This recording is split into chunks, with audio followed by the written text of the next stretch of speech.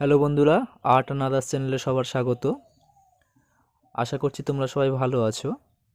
আজকে নতুন একটি ড্রয়িং সম্পূর্ণ ছোটদের জন্য, কার্টুন টাইপের ডগ। সেটা কীভাবে আঁকবো সেটা তোমরা প্রসেসটা ভালো করে দেখে নাও।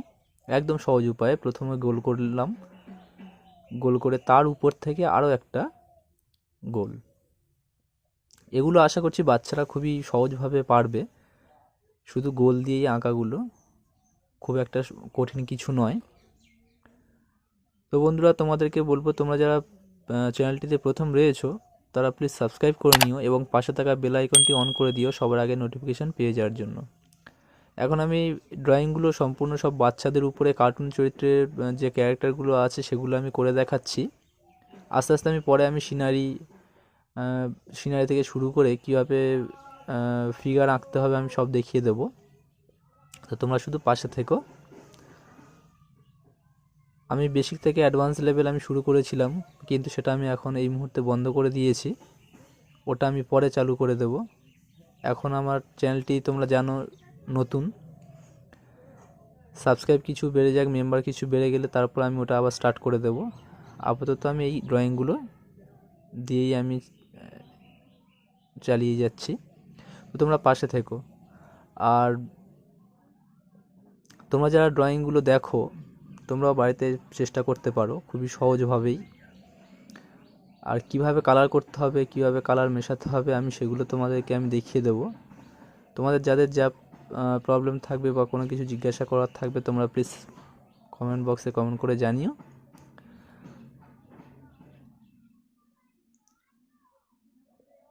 ড্রয়িংগুলো খুবই কঠিন তা নয়, এগুলো একটু মনোযোগ দিয়েই করলেই হয়ে যায়।